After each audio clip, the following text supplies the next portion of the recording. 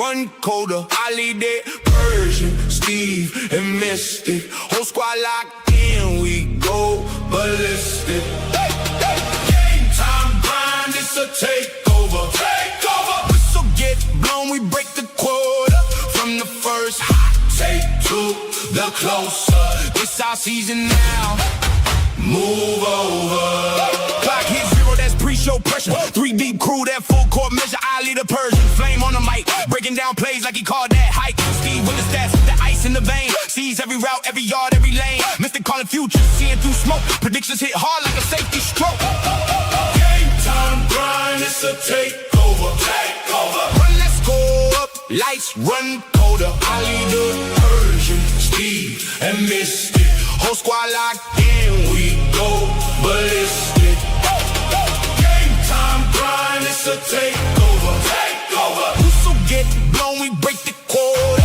From the first hot take to the closer. This our season now. Move over. Line 'em up. Who on heat? Who on heat? Saturday legends on the midweek scene. Who on heat? Kick off, talk till the sun goes down. New kings here, that's a title bout. Game time grind, it's a takeover. Run, let's go up, lights run colder. I lead the Persian, Steve, and Mystic. Whole squad locked in, we go ballistic. Game time grind, it's a takeover. Whistle get blown, we break the quota. Game time grind, say the name louder. This our season now. Full power.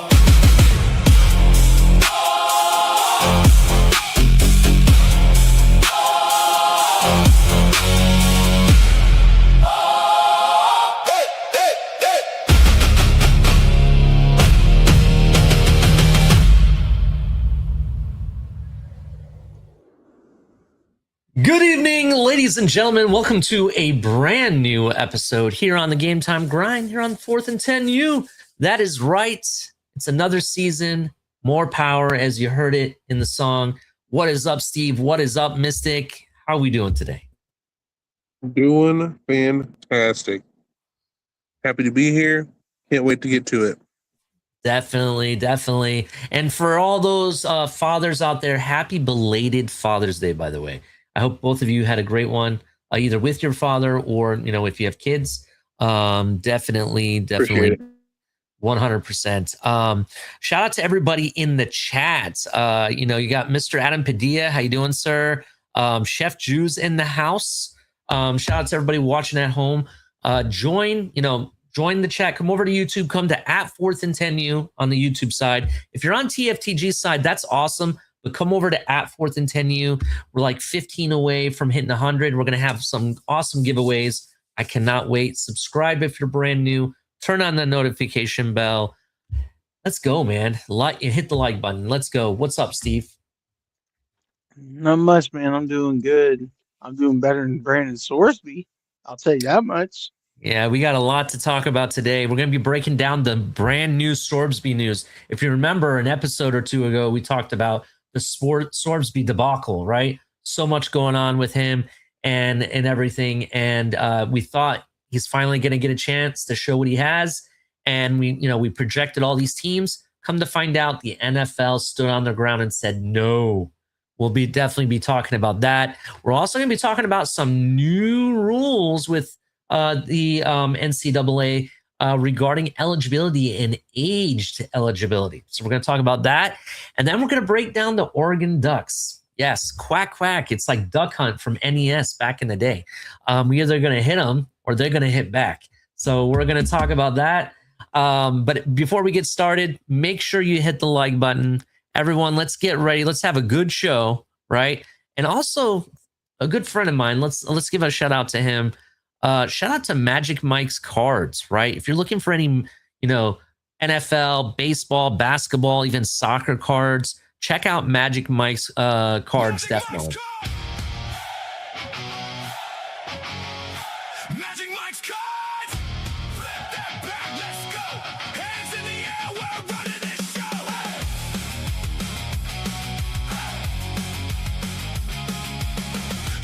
Cut, shrink wrap, snap, name on the map. Definitely check out Magic Mike's cards. You can check out Magic Mike on whatnot.com or Magic Mike Cards 3 on Instagram. Definitely check him out. Some amazing pools. You guys may have seen me talk about that Jeremiah Smith card that I have, the autographed one. He's the one that hooked me up, gave me a really good deal. Definitely reach out to him if you're looking for something specific. I really wanted to shout out to Mike. It's been a while. All right. Let's get it going, gentlemen. Let's talk about the Sorsby news, right? As we mentioned before, Brendan Sorsby had a ruling today. The NFL has declined to hold a supplemental draft next month and informed former Texas Tech quarterback Brendan Sorsby by letter, according to ESPN's Adam Schefter. Sorsby, who dropped his eligibility case against the NCAA last week, will now have to wait until next year's 2027 NFL draft, bearing any potential legal challenges. Sorsby attorney Jeffrey Kessler called the NFL's decision to not hold a supplemental draft a violation of the league's collective bargaining agreement and indicated they will pursue immediate legal action. It's a violation of the CBA and law, Kessler told On3's Pete Nakos. We will pursue this with the NFLPA immediately. Before we get into further details, what do you guys think? What do you agree? Is it, against the bargaining agreement? Do you guys kind of agree with that? Who's in the right? Do you think Sorsby and his group's in the right, or do you think the NFL is right for what they did? Is this a classic case of two wrongs can't make a right situation? I don't know. I can't quite tell, but I feel like it might, align just with that, because if that's the case, and this really is in the CBA, the way that they're saying, and the NFLPA, and there's going to be a further legal action, it's hard to beat that if it's in there. But at the same time, this is the NFL. I mean, saying too bad, so sad. You're not beating the case that we know what you're up to, man. Again, it's such a bad situation for the kid, can't catch a break, but at the same time, is he doing anything to help himself catch a break, right? So, just a tough situation. Yeah, what do you think, Steve?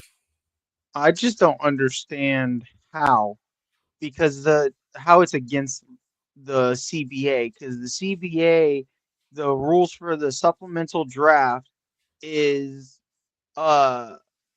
pretty clear. It's up to the sole discretion of the league whether it wants to hold a supplemental draft any given year. It's up to the NFL. It's not like they said, oh, well, because Brendan Sorsby is available, we're not going to hold it now because we don't want to give him the chance to get in the league. No, they said, we're not going to spend, and let's be honest, it would cost them millions of dollars to host a supplemental draft for one player. Yeah, definitely. I agree. It is kind of interesting. I don't know if it is against the bargaining agreement or not, but I do believe this is a copy of the letter that the NFL sent. This is according to Albert Breer, by the way. This is a copy of what they sent. I'm going to read it to you guys because the NFL, I mean, in a way, I kind of feel like the NFL kind of took some shots at him, to be honest, in this letter. So let's actually read this. And actually, before I do, let me share my screen. Let's do that. I'll share this on the screen so everybody can see what I'm reading.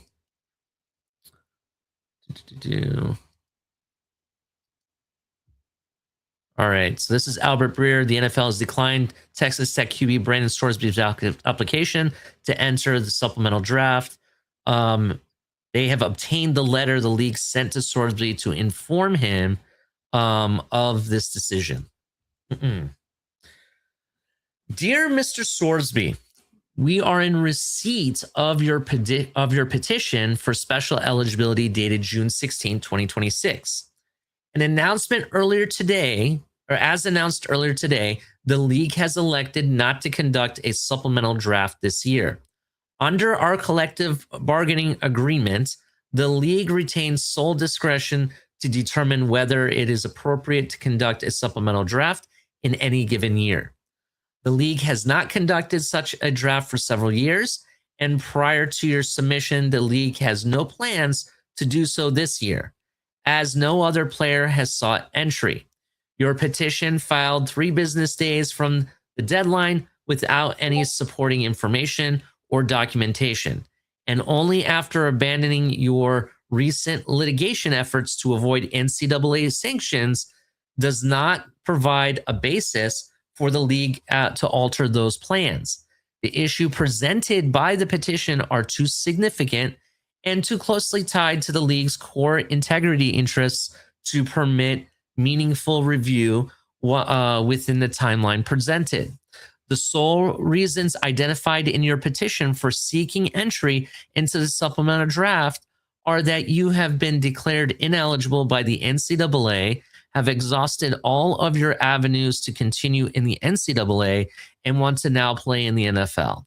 The petition provides no information regarding the basis for or timing of the NCAA's decision. Public sources, however, indicate that in May of 2026, the NCAA issued a determination declaring you permanently ineligible from participation in college athletics based on a sustained pattern of improper gambling activity during the collegiate career at 3 different universities. The league does not have the complete record of the NCAA investigation, and you did not provide any such materials with your petition. Available information nonetheless indicates that over the course of your collegiate career, you knowingly engaged in repeated and significant violations of NCAA rules designed to preserve integrity of athletic competition.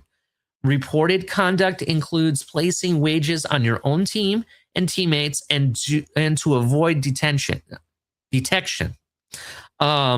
Establishing a funding accounts in the names of intermediaries who placed bets on your behalf. There are also reports that you may have violated state criminal law.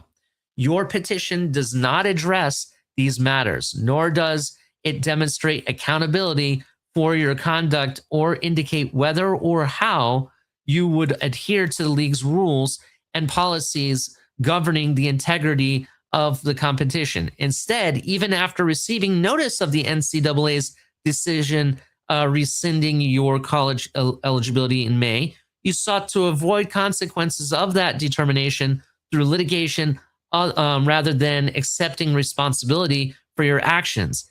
And you pursued entry into the NFL only after abandoning those efforts. As Commissioner Goodell has emphasized, participation in the NFL is a privilege that carries with it significant responsibility, including accountability. By all accounts, you are a talented player with potential for future success. We encourage you to focus on preparing for the possible entry into the NFL through the 2027 NFL annual draft. And that was by Lawrence Farzani. Wow, gentlemen, that's I'm not gonna lie, the NFL didn't hold back. They slapped him in the face a few times. What do you guys think about what the NFL said? I mean, don't they say, isn't it the classic case of like, sorry, but the truth hurts? Yeah, for the most part. What do you think, Steve? I mean, NFL basically said, yeah, we know you got suspended or you got your eligibility taken for gambling, not just, on other teams, but on your own team, on players on your own team, and by using a way and such that you did it under other names, which could be illegal depending on what state you're in. Mm-hmm. And then followed up saying, Yeah, and the only reason you're trying to get into the league now is because you don't have any other options, and we're not here to be your second fiddle, and we're not going to waste millions of dollars to implement a draft system that we have not implemented in years just for you. Yeah, I agree. It is kind of, it's kind of, what's the word? They really put the hammer down. You know what I mean? And it's not surprising, to be honest. If you remember, the wide receiver who played for Georgia, then played, I think he played for Atlanta for a hot minute or something like that, and then he eventually signed with Jacksonville. If you guys remember, they gave him a 1-year ban, right, just for making, I think it was a span of bets on like 3 or 4 different games. If you guys remember that. Um, it doesn't surprise me. The NFL has really strong rules against gambling, especially on your own team. And but what I think I'm more surprised about, to be honest, is more so that if you have this legal team and representation, why didn't that legal team or representation think of that before you put in your petition for the supplemental draft? Why didn't they think about um, the what the NFL could say? You know, why didn't they, you know, kind of like make it where he's taking the ownership of what he did? Maybe he makes a public statement before he submitted his petition. Why didn't they think of that? I mean, to be honest, Brendan, I think this is kind of like bad representation. They not only did they, you know, say no, they threw you under the bus for all the stuff you didn't do. You know what I'm saying? I just kind of feel like your manager or your agent and your legal team, they should have thought of all this stuff before they put in the petition. What do You you know guys what's think? even funnier? Remember, he was supposed to enter the draft. He had the option. He chose Considered not it. to. He chose not to because the interest in where he was going to land wasn't there. Remember, because he's like, if I'm not going to be I don't remember if he put an actual name on it or like a actual round on it, but they said if it wasn't, if his, God, how did they word it?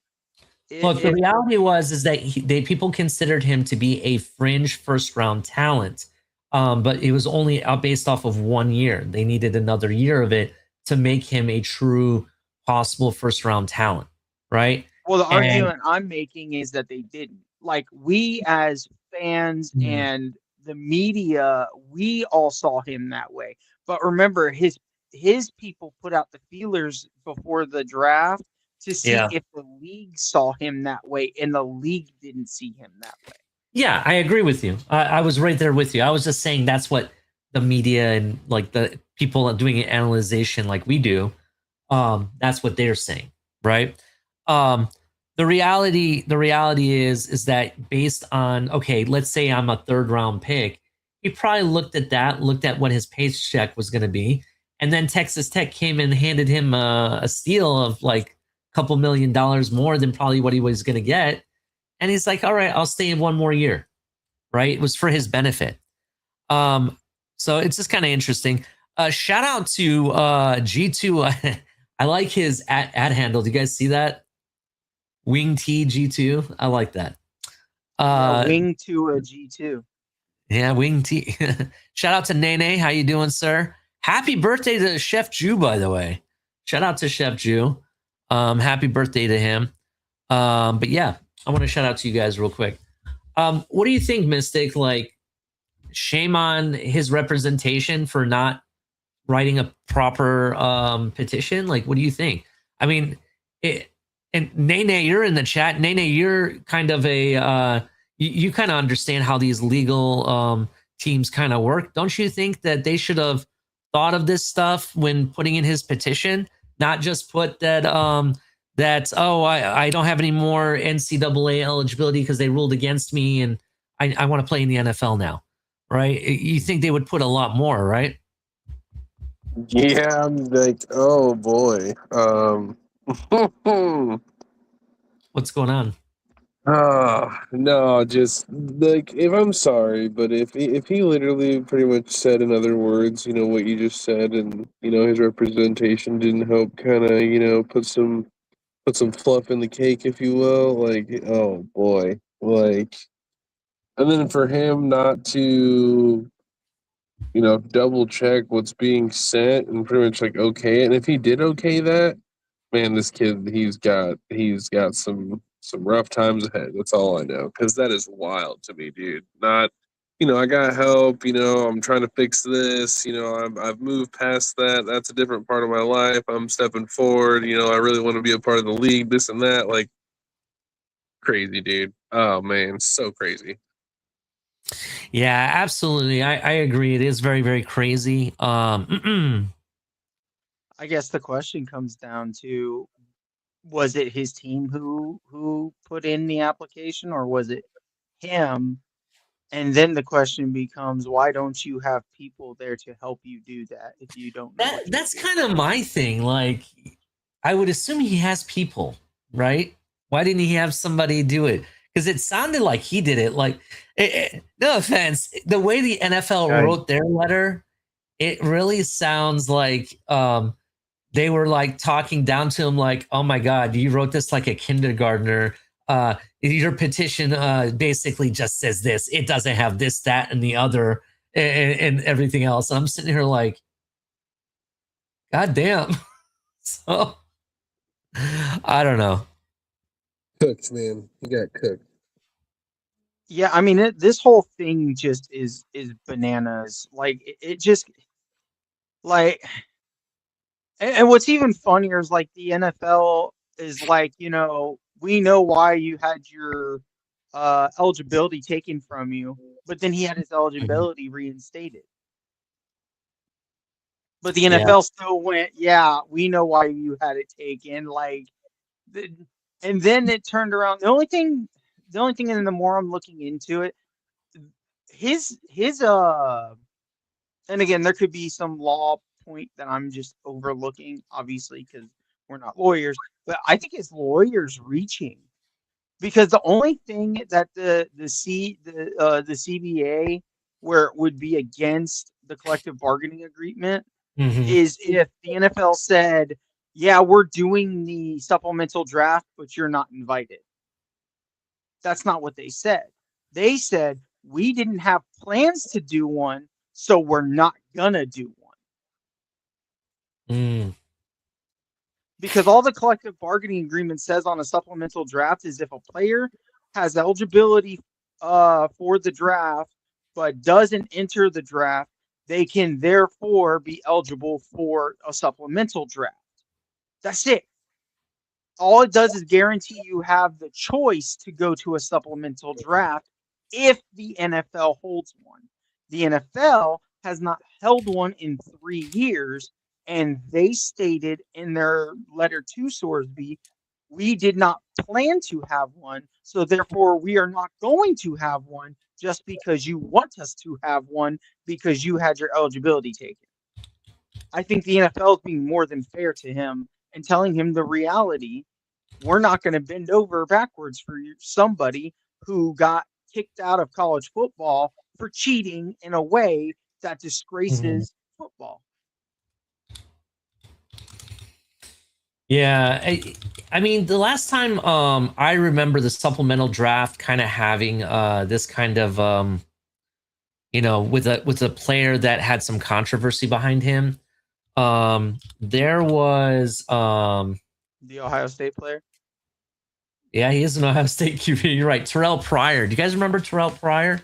Terrell Yep. Pryor was a 5-star number one athlete in his recruiting class, signed with Ohio State.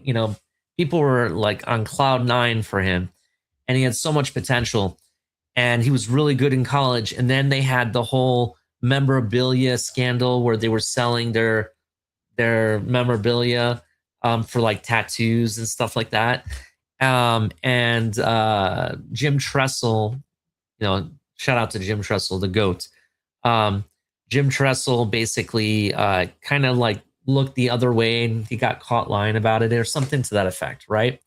They end up, moving on from Jim Tressel.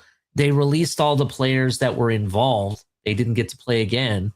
And Terrell Pryor entered this supplemental draft, and they had nothing to say. They let it happen. No problem.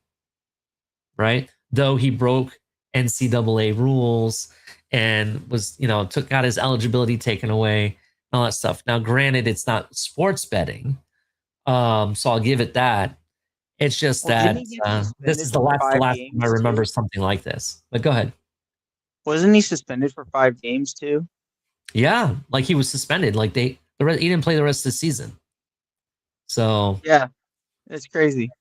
Yeah, so that's what I'm saying. Like, I don't know. Like that was the last time there was a player that I know that was involved with the supplemental draft that had NCAA rulings or sanctions put against him, right?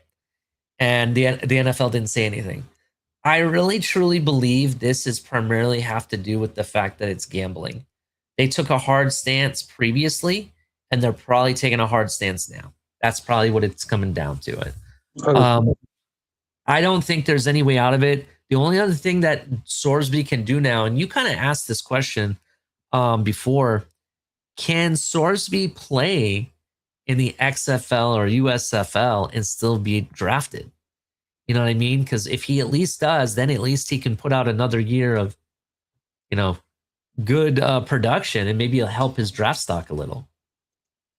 Well, and I looked that up too.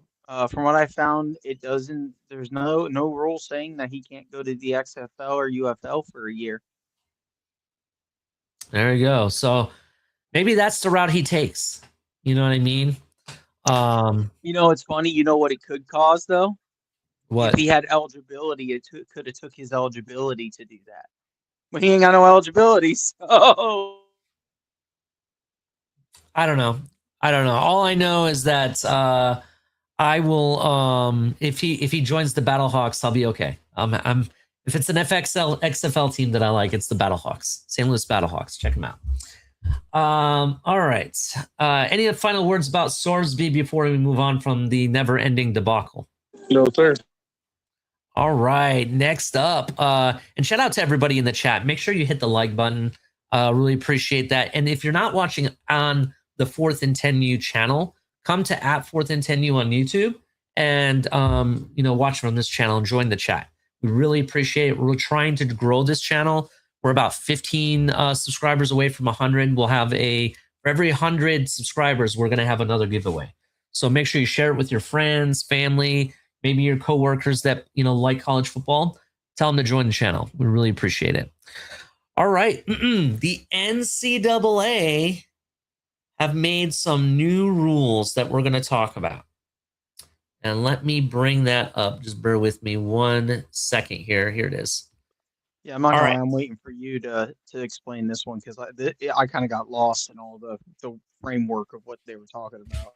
Okay, the NCAA Division I cabinet has unanimously voted to approve an age-based eligibility model. It's landmark moment for the NCAA, making a shift away from the model that allowed athletes 4 seasons of competition over 5 years with no age restriction. Right? So the age-based model calls for an athlete's eligibility clock upon initial full-time enrollment in college. So once they are enrolled and they're a full-time student, no matter what school they're at, it immediately, that clock starts. Okay. So that it's either at the time of their initial full-time enrollment or at the beginning of the academic year following their 19th birthday, whichever occurs earlier. So do they start school with full-time enrollment before their 19th birthday, or their full-time enrollment doesn't start until after their 19th birthday, whichever starts earlier, essentially. Okay. The cabinet's decision is not final until its meeting concludes on Wednesday. The age-based eligibility implementation will begin this summer. Recruits starting in the 2027 are age-based only. I'm pretty optimistic it's going to happen. NCAA President Charlie Baker told ESPN, mostly because the primary conversation hasn't been about the idea of an age-based eligibility model being controversial. A lot of people are familiar with it because they've dealt with it in other settings and they've understand the simplicity of it. The cabinet tweaked the age-based model in May after recommendations from stakeholders in men's ice hockey, men's basketball, and the service academies. Concerns had been raised in hockey because players are typically older when they enroll, having spent time in juniors or prep school. So that kind of makes sense. They're making it more age-based. So no, you're no longer probably going to see these players that are 9 years, like they should be a doctor, like the one tight end from Miami. You guys remember that? It was like 8 or 9 years.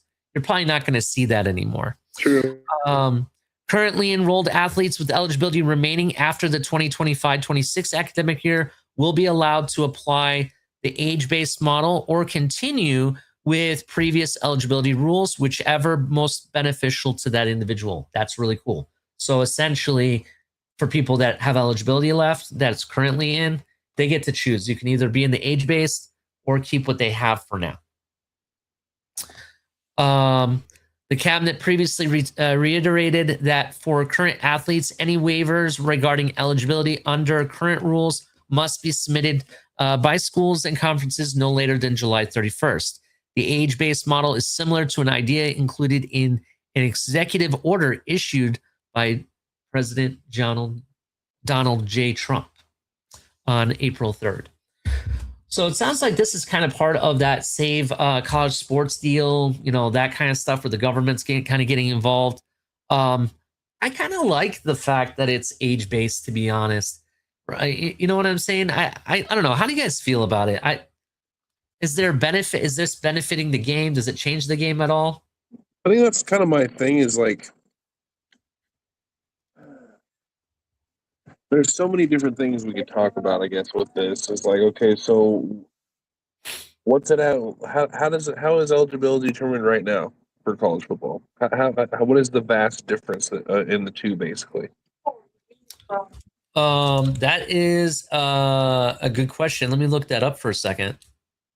Yeah, that's what I'm kind of confused about, because you have your initial 4 years of eligibility, and then you have to ask for an additional year every year after, if I remember correctly. But I guess what I don't understand, are they saying that once you reach the age of 19, that 4-year window hits and there's nothing else you can do about it? Mm-hmm. That's why I was kind of confused. I don't know. I don't understand. I just need to do more homework on it. Under NCAA regulations, athletes receive 5 years of eligibility to complete a maximum of 5 years. This clock begins at the earlier of their initial full-time enrollment or start of the academic year immediately following their 19th birthday. The clock runs continuously with limited expectations: military service, religious, maternity leave, etc. So I was correct. So the way I read it was right. The way it works now is, as of their 19th birthday, they have 5 years, and that's it. It's 5, not 4. So it's 5 years. It's it. No more, no less. Whereas I think currently you get 4 or 5 years, and then you can apply for more. So I think essentially what this is trying to do is put a handle on a lot of players extending their college career, right? Because you get players that played, let's say they played 1 year and then they were injured for 2. Yeah, you get to play for 2 more years, but maybe you can get 1 more year based on a waiver of some kind because you were injured previously, right? So there's that option. But at the same time, you get some players that, they'll play, they'll be redshirted, then play for 2 games here, and then they because they were injured for the whole season, they get a whole nother year, and Yeah, next thing you know, you've been in the NFL for 8 years, or the college football, I'm sorry, for 8 years. So it's kind But of what different. happens? I guess the question comes now: what happens with redshirt kids? I don't know. I think once this gets finalized on Wednesday, which is tomorrow, I think we'll maybe get some of our answers a little bit more. But that was just kind of interesting topic, so I wanted to bring that up. The fact that they're making changes to What the I rules. think we should do, sorry there, Ollie. What I think we should do is, since we kind of have a rough idea of what's going on here, I think after we get this ruling, we will have a follow up breakdown to kind of give the viewers and everyone a little more information on how this is going to affect college football. Because yeah, Yeah. it's definitely, I understand it, but I think there's definitely some more dynamic here that we could all dig into. So we'll definitely do some more information. We'll get this figured out for you. Yeah, 100%. I think that essentially is that we know what the gist of it is. It's being based on your age, and the clock is going to start immediately. What we don't have is the details, the deets, and I kind of think that's important to have too. So, but I just wanted to mention because it is a pretty big announcement, to be honest. 100%. All right. Anything before we get started on our main topic with Oregon? No, sir. No, okay. Everybody hit the like button, subscribe if you're brand new, turn on the notification bell. Shout out to Nene, Chef Jew, G2, Colors in there. Who else is in there? Anybody I'm missing? I think I saw Daniel Barry Sports. Shout out to you, sir. Adam Padilla. So shout out to everybody in the chat. I really appreciate it. All right, let's get started with the main topic, right? We're going to talk about Oregon. Another massive year for Oregon, for that matter of fact. And I want to break that down for you guys. So let me bring this up here. I'm so sorry. So Oregon enters 2026 as a national title contender, right? Under Dan Lanning. This is like the third year in a row people talk about Oregon. They're going to do it. Is this going to be Oregon's year, right? After getting lambasted by Ohio State in the Rose Bowl 2 seasons ago. And then the following season, they end up losing to the champs, Indiana, right? Let's not forget that. Fernando Mendoza goes to Oregon and whoops them. It hasn't been pretty under the Dan Lanning. They've had a lot of hype. They just haven't gotten it done.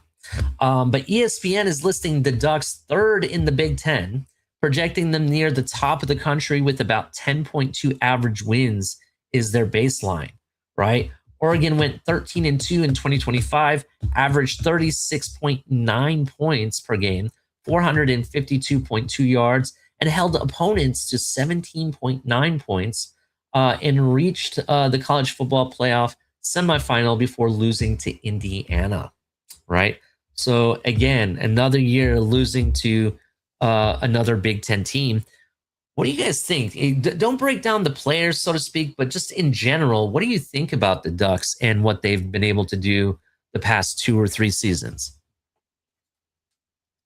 I think they're just a very consistent football program and what I guess you can expect to see from their team. I think the thing with them is I don't think they're capitalizing on the talent they have at times, right? Or their talent's coming up short, if you will, right? Yeah. What do you think, Steve? I'm on the same kind of path as Mystic, right? Like the same frame of thought. They're a very consistent team. I mean, we had high hopes for them last year, and we kind of talked about it on here, right? We didn't expect them to blow out Texas Tech, and then look what they did in the playoffs, right?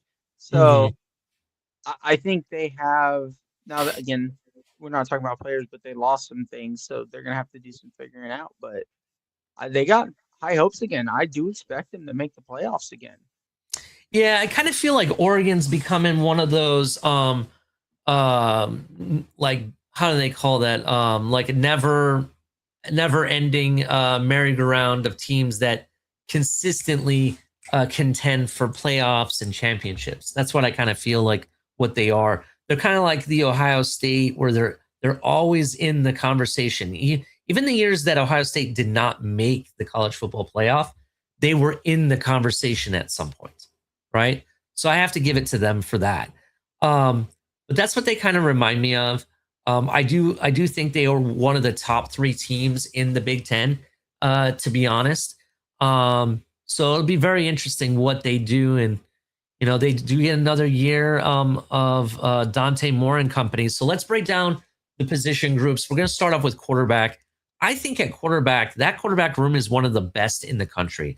Not only do you have a potential first round draft pick, maybe a top 2 pick in Dante Moore, but you have another guy that could very well be first round talent in Dylan Raiola, right? Dante Moore enters 2026 as one of the top quarterbacks in college football and a legitimate Heisman candidate after throwing 3,565 yards, 30 touchdowns in 2025, while completing nearly 72% of his passes. Moore has evolved for a highly touted recruit into a centerpiece of Oregon's offense. His greatest strengths are anticipation, arm talent, and poise from the pocket. He throws one of the best deep balls in Big Ten and comfortable attacking every area of the field. While his backup, who, to be honest, we'll see if he stays here at Oregon. I think really Dylan Raiola has kind of made the mistake of going to Oregon without knowing for sure if Dante Moore was staying or not, right? But it's okay. I think he has a chance to maybe go far, maybe in the playoffs, or maybe win a Big Ten championship. So it'll be good for him. But Dylan Raiola, the former 5-star recruit, transferred from Nebraska and gives Oregon arguably the best backup quarterback situation in the nation. Raiola possesses elite arm strength, natural playmaking ability, while Dante Moore remains unquestioned starter. Raiola's presence protects Oregon from injury concerns and positions the Ducks well for 2027. What do you guys think about the quarterback room? Everyone knows how I feel about Dylan Raiola. And just kind of his persona gimmick stuff that's just like meh. I think this might have been the best thing for him in the sense of he's not in Nebraska again. He's not under this tremendous pressure to make an organization that's, let's be honest, trash at football be something. And he's sitting behind a quarterback who's damn good at what he does in the sense of he can literally watch Dante Moore take this team this season and say they have a moment where Dante Moore has one of those, oh my goodness, what are you doing? Maybe 2 interception, 3 interception game, and it causes them to, lose the season, right? That's everything for Dylan Raiola to see. This is how this team looked, and that's what not to do. I don't think he's had the ability to really learn as much as he needed to learn in college, and I think this could be huge for him. And when it comes to Dante Moore, I want to see that kid take another step. I think he has the ability to be probably one of the best quarterbacks, coming out this next year. But I want to see him take another step when it comes to these big games and really seizing the moment and showing that Oregon, they're here to be a contender, no matter who they're playing. Not they're you're running up against somebody that kind of gets you mentally thinking other things. Like, I don't know. I want to see his mental side just kind of come more through. So again, I like your point. Probably best quarterback room in football, but we'll see what they do with it. Yeah. What do you think, Steve? Oh boy. I think Dylan Raiola is kicking the dirt right now, knowing he can't transfer to Texas Tech to finish his transformation into Patrick Mahomes.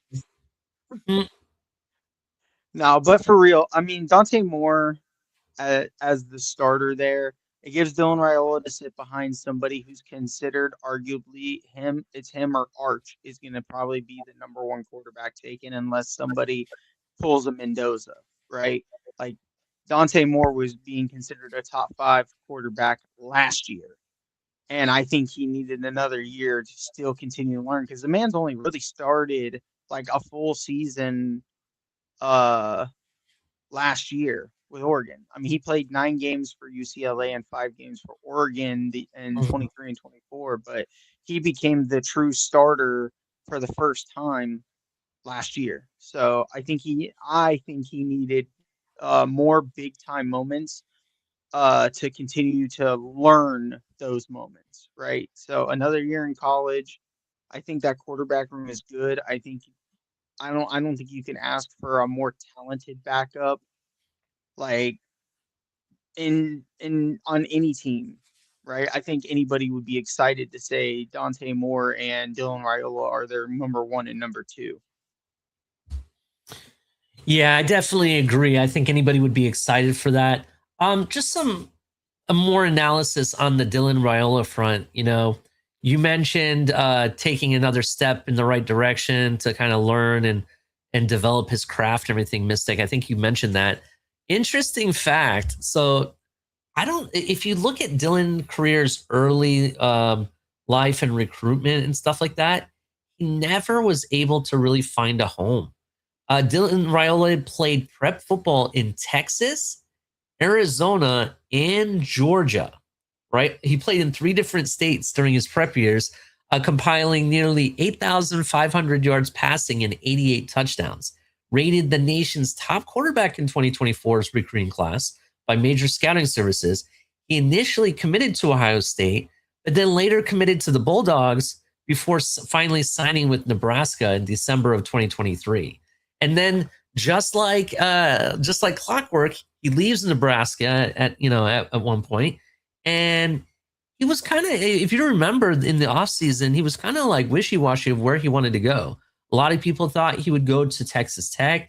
They didn't want him. I heard LSU, he took a visit there. He also took a visit in Miami, ultimately ending up in Oregon, thinking Dante Moore is going to the NFL draft. And now he doesn't have a home again. So yeah, he could be the guy to watch for 2027. But the reality is, will he be at Oregon or will he be at another destination? That's my question. What do you guys think of that? That's a good take. I think it could go either way. I think he could find himself out of there, but I also think he could find himself being that guy. But do you realize, like, I almost want to double check this. It's on ESPN, but I want to double check. But like, they have him listed as a sophomore, Dante Moore. Yeah, because he was in the 2024 recruiting class. So 2024, he played in 2025. It's showing him have stats in 23. Yeah, that's why for 27, that's why for 2027, he has NFL draft eligibility at that point. So not 2027. I'm sorry, 2027. He has eligibility to be an Oregon starter. Like they think that's who the starter is going to be. So maybe he does find a home there. Maybe that's where his final destination will be for college football, and he stays there. That's a possibility. I just think it's interesting. He never really, found his home. And another thing that I found interesting, Raiola is actually the son of longtime Detroit Lion.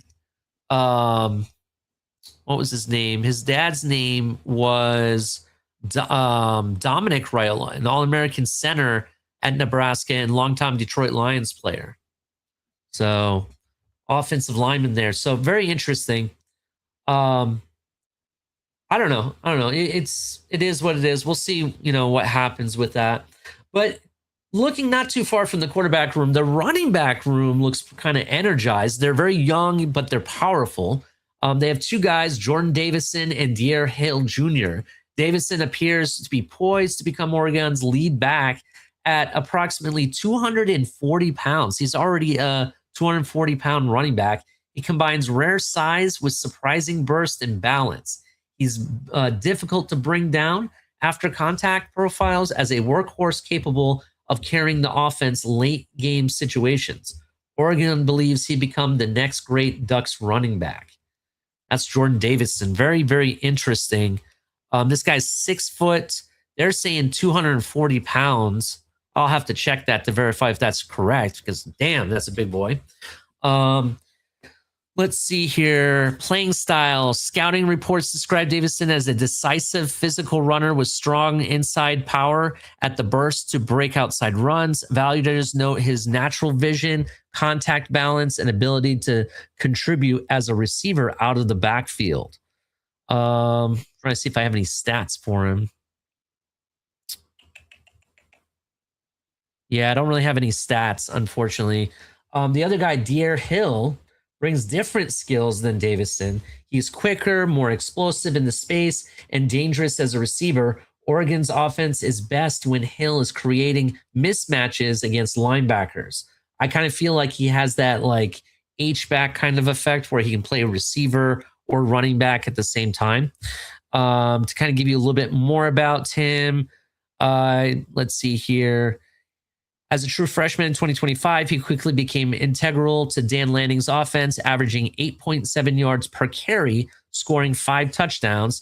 He starred in the 30-24 overtime win at Penn State, totaling 94 yards and a touchdown. By 2026, Hill has established himself as a team leader and he was focused on becoming Oregon's every down back. If you look at him, he kind of reminds me of the way his body is. Let me find it here. He looks like a shorter version of Rams running back. Who was the Rams running back that played for the Rams for a while before going to the Atlanta Falcons? Do you remember who I'm talking about? I think he played for Georgia. Not off the top of my head, no. God damn it. What was their who was their last great running back they had? Um, Let me pull up his name. oh my. I cannot believe I cannot think of his name. We're not Let me tell like you in a second. recently? Not Cam Akers, not Malcolm Brown, not Darrell Todd Henderson. Gurley? What was his name? Todd Gurley? Todd Gurley? Yes. Yeah. Okay. Really? He reminds me of him, but much shorter because Todd Gurley was taller, right? He was 6 foot or taller, I think.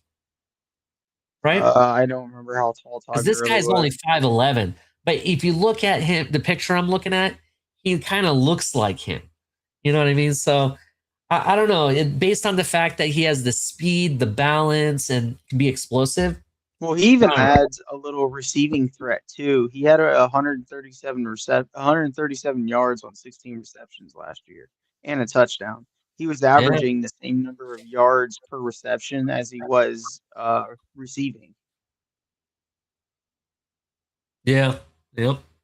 What do you think? What do you guys think? I'm thinking Thunder and Lightning. I'm thinking that I'm seeing a whole lot of help for Dante Moore. There should be no excuses for this run game not to go, and allow him some time whenever they do pass the ball. Again, the more I look at things, and as we continue to go through it, and in this roster, there should be no excuses for this team, and I think that these running backs can both have huge seasons. Yeah, I mean, Oregon had a 3-headed monster last year between Whittington, who went to Houston, Jordan Davidson, who you brought up, had 15 touchdowns last year, and then Dyer Hill, right?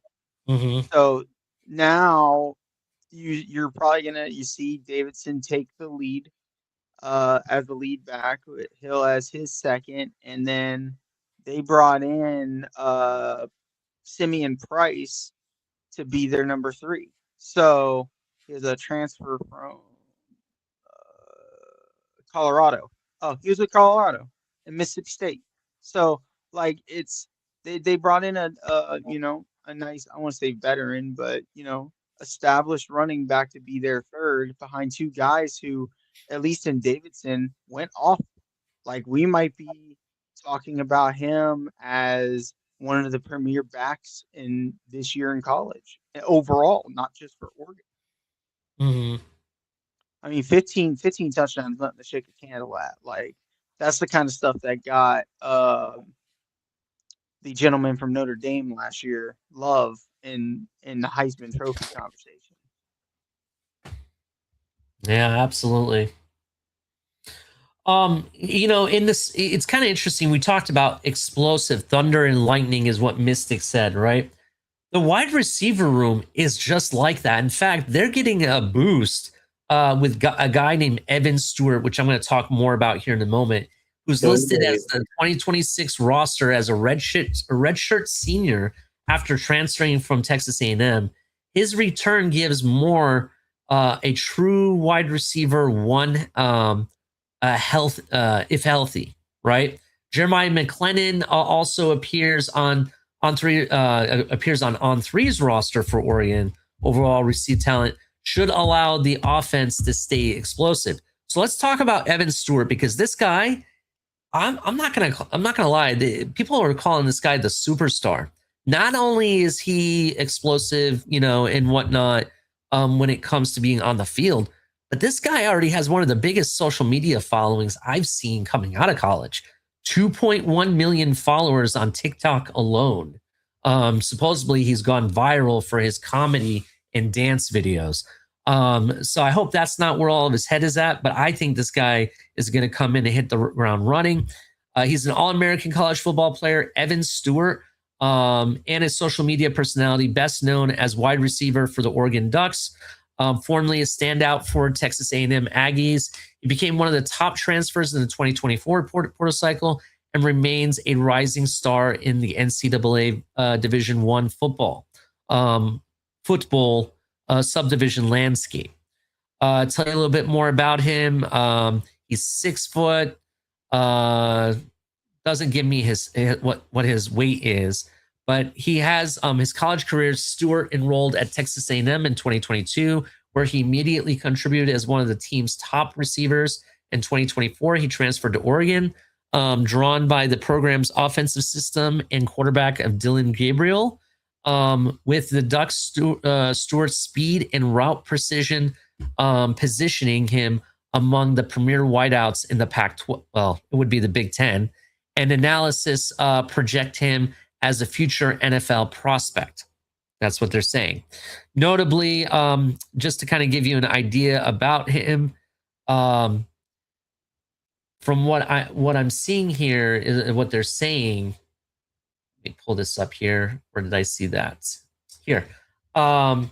He combines elite acceleration with advanced route running skills and can score from anywhere on the field. His return gives Oregon a proven veteran target and likely wide receiver one entering the season. The thing is that he needs to stay healthy. That's one con for him. What do you guys think of Evan Stewart in the wide receiver room? Dude, so this kid definitely going to be my watch list for certified baller, because 6 foot, I found, obviously the weight I found was 170. That's what I saw being thrown around. Obviously, everything you want, great route runner. I'm double checking this one, but from what I can tell, this kid has 139 receptions, and over the 3 years he's played, 0 drops. Wow. So I'm putting him on the radar, and I would love to see him get healthy and have a huge season for Oregon, because he could easily turn into a top draft pick in this coming draft. What do you think, Steve? I think you're pointing out.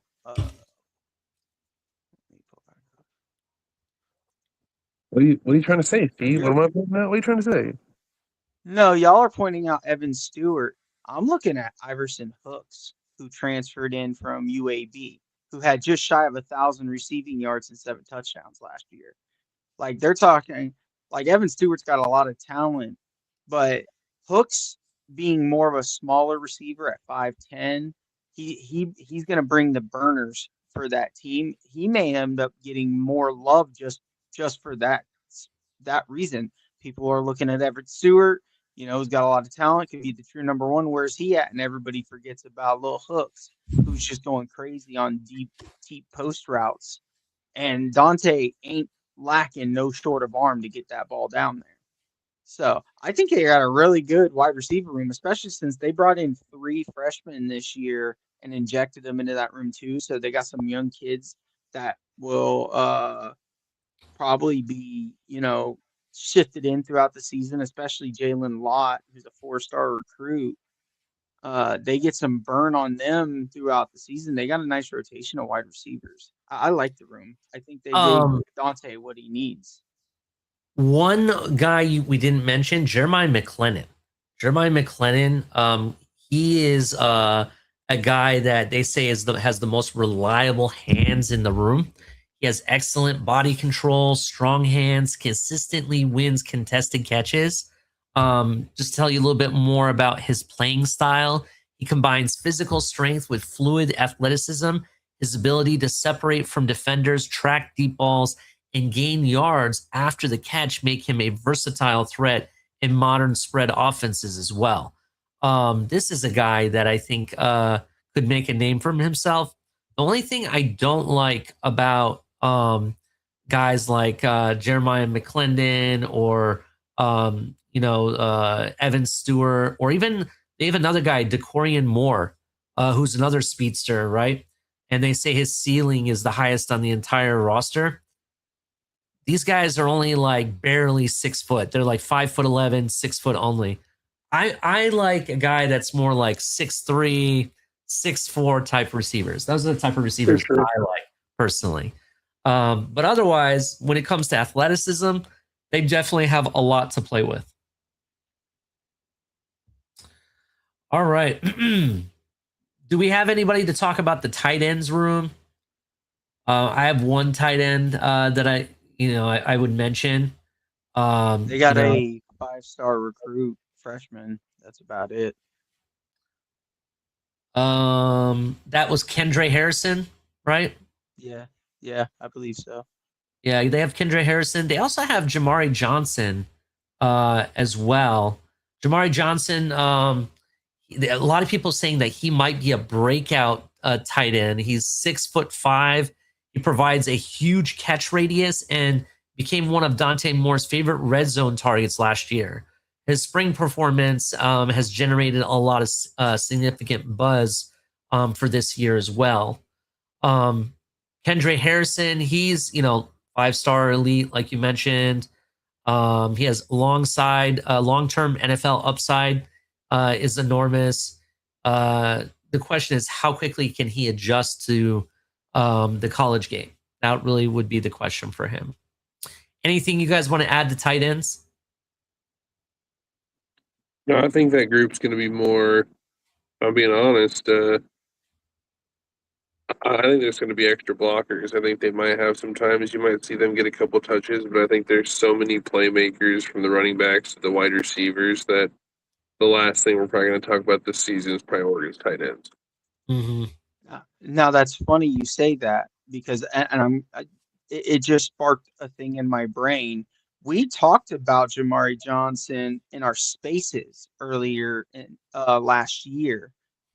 There was a lot of rumors going around that he might have actually been a better tight end than the kid who went into the draft this year. Kenyon Sadiq? Yeah. Kenyon Sadiq. Like there was a lot of talk that they liked Jamari more, but they were trying to get Sadiq a better position in the draft.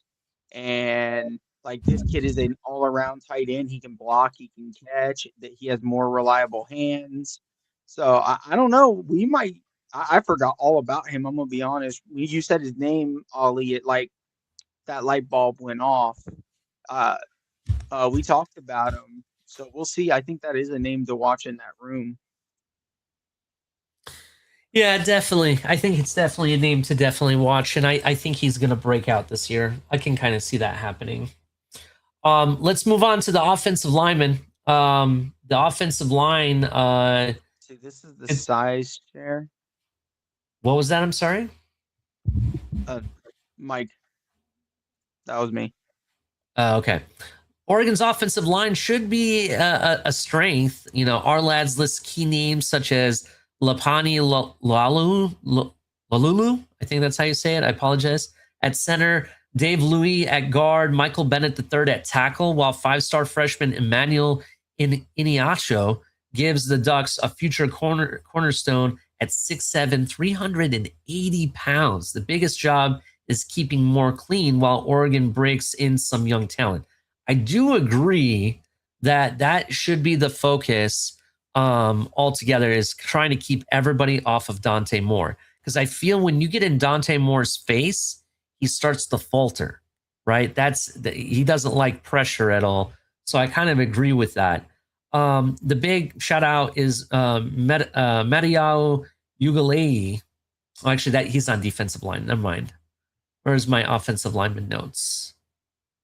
You know, we made a joke about Mike McDaniel, the Mike McDaniel joke about the Polynesian influence on the offensive line. Yeah. Literally 3/5 of their offensive line is Samoan or of some Polynesian descent. Let me guess. Michael Bennett is not. Dan Lanning is all about the boys. Well, Seattle has a very big Polynesian community, though, so it makes sense, right? It's funny because like all the West Coast teams, not Seattle. What am I saying? Oregon, Washington state, state of Washington, Oregon, California, and Arizona. All the West Coast states have a Polynesian community. No, like legit. There's like 9 players on their offensive line that is of Polynesian descent. Like that dude loves his Polynesian offensive lineman. That's crazy. I don't think I've ever seen that. Yeah, get that Polynesian factory, man. Definitely. But I do think the Oregon's offensive line is going to be a strength for them. Did you guys have anything to add to that? I think this is going to be the part of the team that make or breaks where as far as this team goes, and if Dante Moore can take that step I talked about, if the offensive line turns into be the anchor that this offense needs, and they allow Dante to get through his progressions and open the holes for these running backs, I mean, the sky's the limit for this team when it comes to the offense. They have all the firepower, everything that you could want, top to bottom, score all the points that you want in college football. So, will the offensive line show up and allow their quarterback to take care of business? We'll find out. Yeah, if people say you're only as good as your trench can carry you, both offensive and defensive. Any final thoughts on the offensive line before we move to the defense, Steve? Yeah, I think the offensive line did well for him last year too. I just think Dante needs to work on his pocket awareness and how to handle playing through the pressure. That's all it is. Like you're gonna get pressured. But this offensive line is built like a Philadelphia Eagles offensive line. It's just a bunch of big dudes and standing in the way and doing their job. I don't remember last time I watched an Oregon game and been like, man, that offensive line just sucks. So I'm excited to see that offensive line put in some work again. They give Dante more than enough time. He just got to make the plays. Absolutely. Well, where there's an offensive line, there's always a defensive line. This may be Oregon's best position group. A guy I mentioned earlier, Mateo Ugalele and Tetium Tiote, are both listed as senior outside linebackers, and both are viewed among Big Ten's top edge rushers. Tiote has reported 9.5 sacks in 2025, while Ugalele posted 6 sacks, giving Oregon's most dangerous two-sided pass rush. Inside, you also have Bear Alexander, Amari Washington, Aiden Breland, Dante Robinson give the Ducks SEC-sized bodies, right? A little bit more on their defensive line. Mateo Ugalele, he's the best defensive player on Oregon's roster and a potential first-round NFL draft pick. He's 6'5", 275 pounds. He combines elite athleticism with natural pass rushing instincts. He has already produced double-digit sack seasons and remains one of the most feared edge defenders in Big Ten football. Give you a little bit more about him. He's nicknamed Young Concrete. That's his nickname, right? He's praised for efficient movement, polished technique. Coaches highlight his versatility to rush with a hand in the dirt or stand up linebacker. He combines quick first step acceleration with disciplined edge control, enabling consistent disruption against both run and pass and the pass. Yeah, he's a guy I'm definitely excited for. Like I said, they have a two-headed monster at defensive line. I want to say this is probably their best group, to be honest. There's a lot of athleticism and a lot to offer on this team. What do you guys think about the defensive line?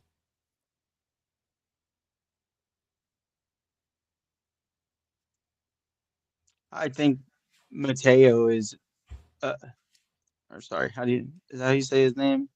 I may have just butchered his name. Yeah, Mateo is his first Mateo. name. Yeah, just call him Mateo, Mateo. yeah.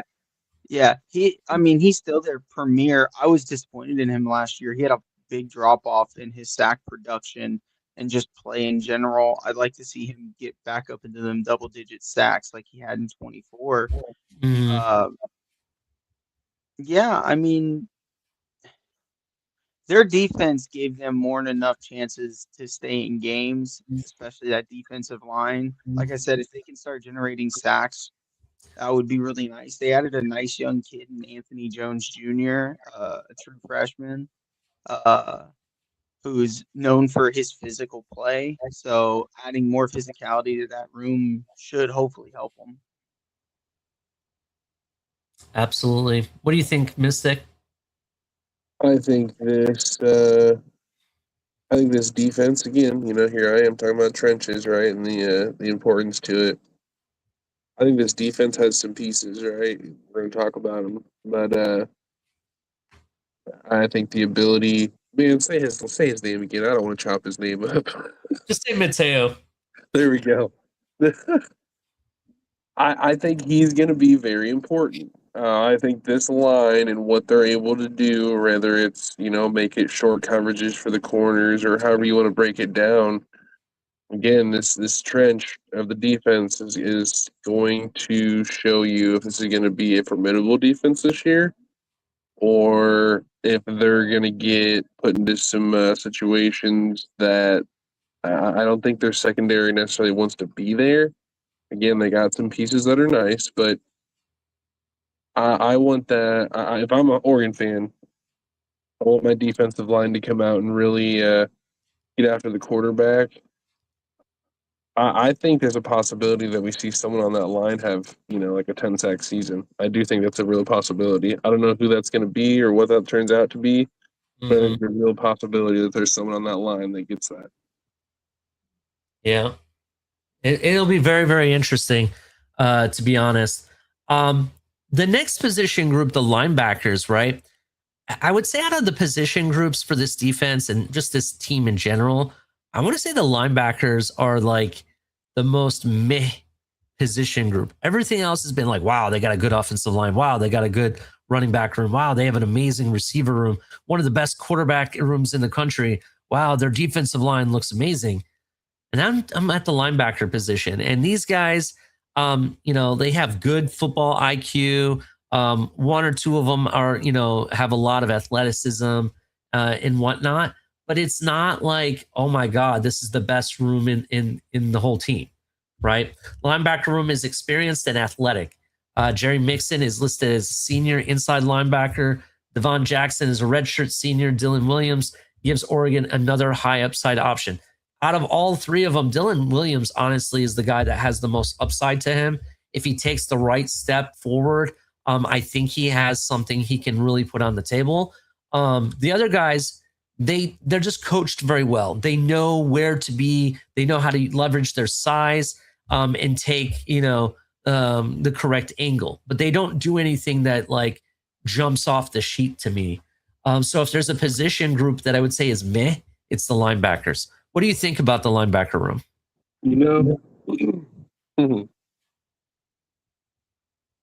This is Dan Lanning betting on himself. He went out and he used the transfer portal and got weapons and offensive line, and short up all these other things.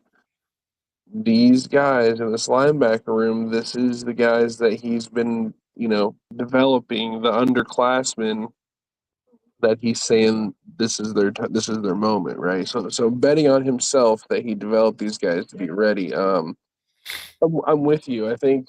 Mm-hmm. Excuse me. Sorry. I think that this group really is a big question mark. Do they have the intangibles to be great? Absolutely.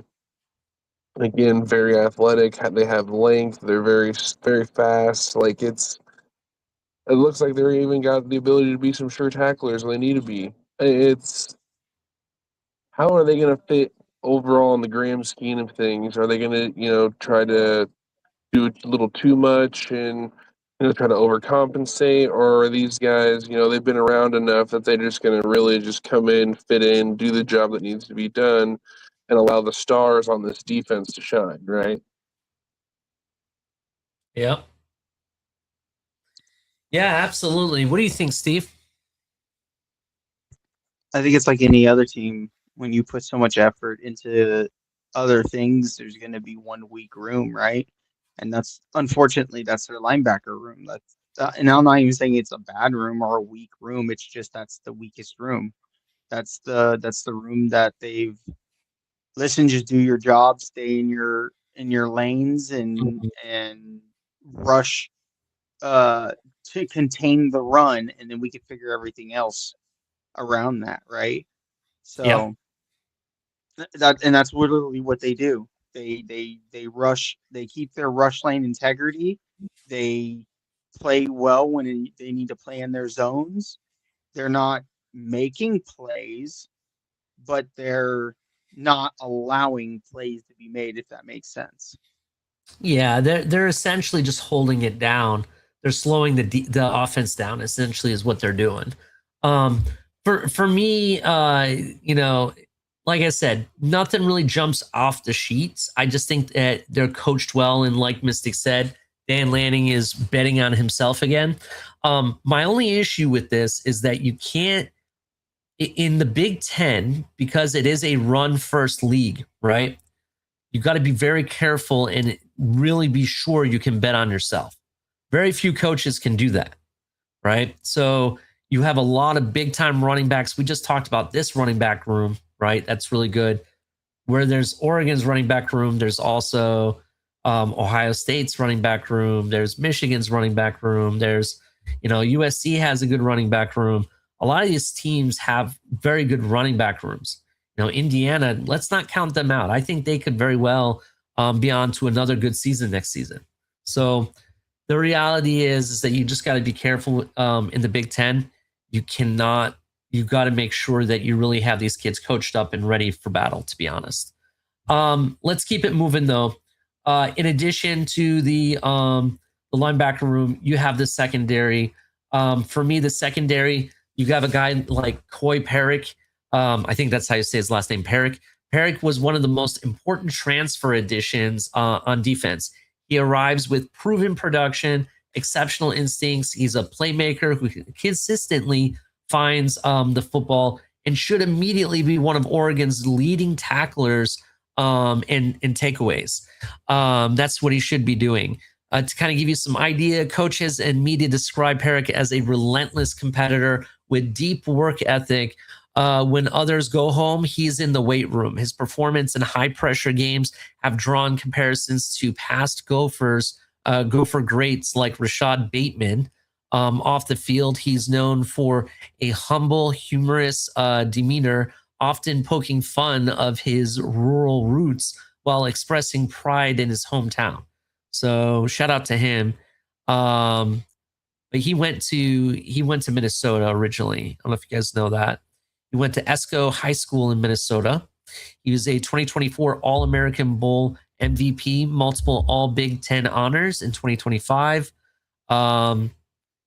His senior season included multiple interception returns for touchdowns and more than 700 rushing yards, drawing a scholarship offer from the University of Southern California, or USC. University of Michigan, University of Wisconsin before committing to Minnesota. Yeah, Coy Perrick is someone to watch out for. You also have Peyton Woodward. Woodward is one of the most talented safeties on the roster. You have guys like Trey McNutt, one of the most highly regarded defensive back recruits in the nation. And then Jet Washington. Jet Washington arrives with tremendous expectations. The 5-star freshman possesses elite athleticism, length, and instincts. That secondary room looks good. It's versatile. They have guys that can play all over, like Trey McNutt. You have guys like that I just mentioned. Coy Perrick, Peyton Woodyard is another guy too. What do you guys think of the secondary room? I think you're spot on, and this is going with what I was saying. It's what are those linebackers going to do? You can't overcompensate because on the back end you got some talent back there. You got some safeties who can fly around, make some plays. I got my eye on this Coy Perrick transfer. I think he could be a very big part to that secondary. There's a corner we'll talk about here soon. I think he and in that corner, in my opinion, should be the two potential stars of this secondary. Yeah, yep. Jet Washington, he's a guy I think he's going to come in early. What do you think, Steve? You stole my thunder again. Jet Washington is built like Kyle Hamilton. Woo. And he's already pushing 215. He's 6'4", 215 at safety. He's a former basketball player that they converted to safety. He averaged 13 points per game as a forward, I want to say. But either way, I mean, he has the athleticism. He could even you could probably even use him on offense as a tight end. He has hands. Like this kid has night one draft upside according to what 24/7 Sports believes. Like he has all the tools. What you said about him being having high expectations, or like, what's the word you used? High upside. He might have the highest upside of anybody on that entire defense with that build and that ability. So we'll see. He's 6'5", 210 pounds. I mean, how can you go wrong with that? But I'm going to drop a fact about him that I think might make Mystics' ears perch up. Okay. Jet Washington has ice in his veins that are legendary. You ready for this, Mystic? He is the nephew of NBA legend Kobe Bryant, the late Kobe Bryant. He's the nephew of Kobe Bryant. Kobe Bryant's older sister, Sharia Washington. I think that's how you say her first name, Sharia. This is her son. So I thought that was awesome. Yeah, so I thought that was awesome, and I wanted to mention that real quick. That's pretty sweet. I mean, I'll definitely be paying attention to him. Yeah, man, Coy Perrick's got 6 interceptions in 2 seasons, so he did have a 5 interception season. So it'll be nice to see what he can do in Oregon. It's gonna be crazy. Yeah, absolutely. The 24/7 Sports comparison for him was Nicky Manwari. They said, really? Yeah. So just their breakdown from Andrew Ivins, massive safety with elite athleticism that could end up as a new age Joker given all the alignment possibilities. Already pushing 15 pounds, is likely to eventually carry 225 pounds as he's got larger features and doesn't appear to be done growing. Got much more physical since he emerged in the recruiting scene as a young freshman and became a contact seeker. Positionally primarily in a 2-high shell at Bishop Gorman, he also got looks in the box and handling some slot coverage responsibilities. Can get on his horse and charge downhill like few others his size with rare gap closing speed. Will get a little too aggressive at times, but for the most part is a sound angular player that is quick to the trigger. Matches tight ends with physicality and length, tracks the ball well as his own defender, and can punish quarterbacks with his range and timing. Damn. Wow, Oh, yeah. man. And this guy had offers from everybody, all the powerhouses, Alabama's, the USC's, the Oklahomas, I'm everybody. telling you, he's a guy to keep an eye on. I really, when we're going to be talking about Coy Perrick probably prior to next year's draft. Oh Probably no, we're talking about Jet Washington. Yeah, we're talking I'm talking about Coy. Sorry, but if you're talking about Jet, then yeah, then holy crap, like what? according So, to yeah, 24, according to 24/7 Sports, he was the number 2 safety nationally, bro. Well, he was the number 1 safety according to what I'm looking at on 24/7. They had So him as what? the 23 national Is player, he their number free 1 safety? safety. What? Is he the free safety or strong safety? He plays both. He played in a 2 high shell where he got looks at nickel and box safety. See, that's crazy. They have two guys that they're gonna be able to just interchange. Like, oh man. I'm telling you, it's gonna come. There's gonna be probably two groups that we talk about, like, that as long as they take care of business, then yeah, I mean Oregon, again, we talked about at the beginning, there are gonna be no excuses for this team not to be a, 10-11 win team making a playoff run, right? Yeah, absolutely. Before we get into the analysis, though, I do want to break down the recruiting. Oregon's 2026 class is elite. On3 list deducts 23 commitments, number 4 national ranking, number 3 in the Big Ten ranking, and a 92.75 class score. The headliners are 5 stars Emmanuel Ehiko, Kendre Henderson, Jet Washington. I think that's the best one based on what we've read. Giving Oregon premium talent at tackle, tight end, and safety. Yeah, Oregon is definitely a team to mess with when it comes to the recruiting. I know they battle Ohio State a lot for a lot of these 5-star recruits, specifically at wide receiver, which there's another wide receiver I'm going to bring up when we hit the bottom line. But any thoughts on recruiting and what Oregon has been doing? No surprise. I mean, I'll let Steve get into the meat and potatoes, but I mean, no surprise to me that they land a top tight end. They love their tight ends. Here he is getting some big offensive lineman. It looks like, holy smokes! And then again, having some defensive pieces, right? Obviously the wide receivers, but yeah, that's a Dan Lanning class right there. That just looks like what Dan Lanning likes. Absolutely. Interesting factoid about the recruiting class, real quick, Steve. Only one player was signed from their state, from the state of Oregon. That's it. Damn. Go ahead. Everybody else is from everywhere else, but California is where they get most of their recruits from.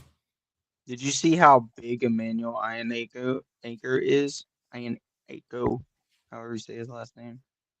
No, how big is he? 6'7", 380.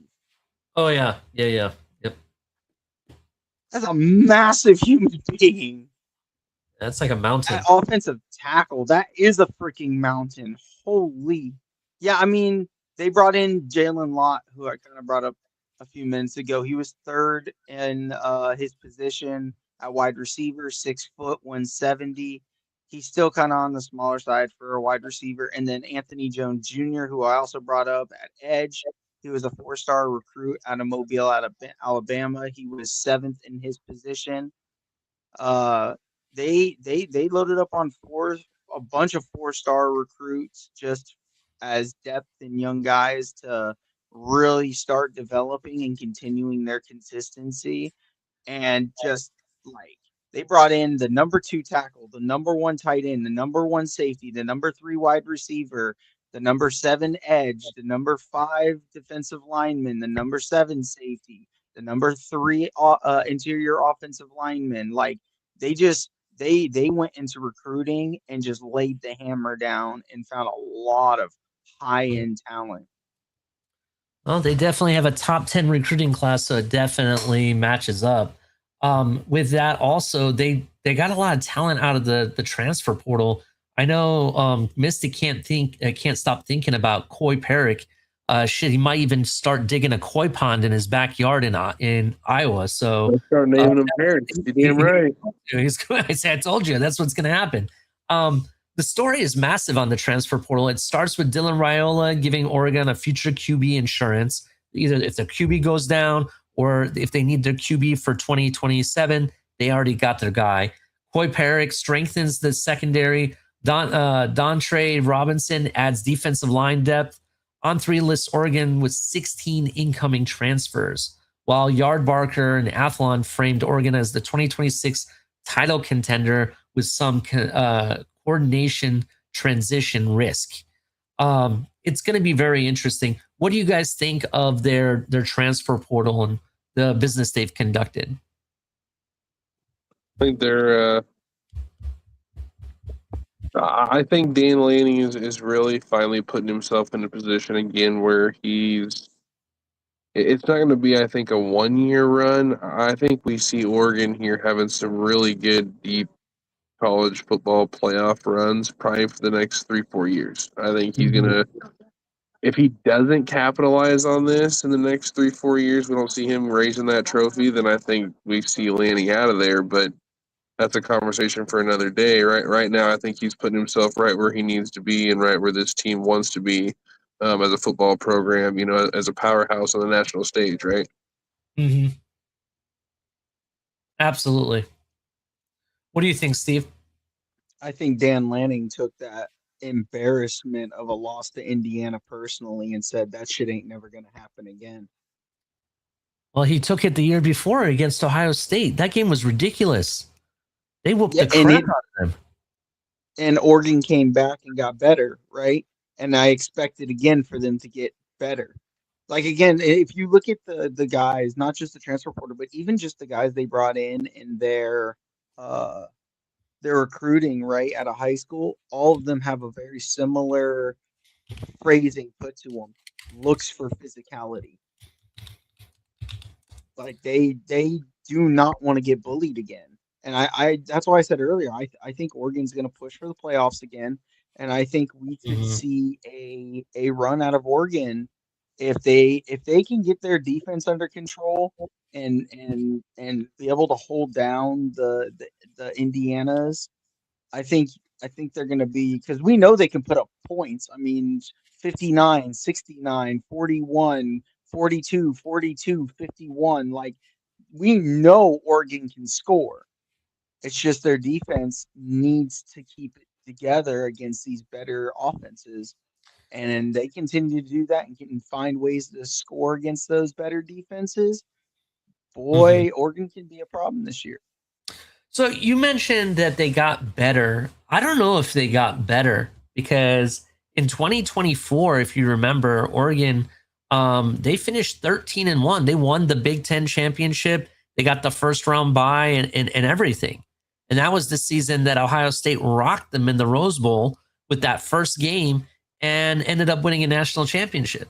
The following year, what happens, you look at Oregon and what they did this past season, they finished 13-2, but when it mattered most, they dropped the ball against Indiana, right? Indiana rocked them 30-20.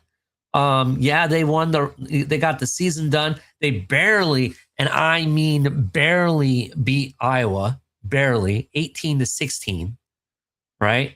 Couldn't put points up against them. If memory serves me right, that Oregon USC game was close in the first half until they broke away in the second.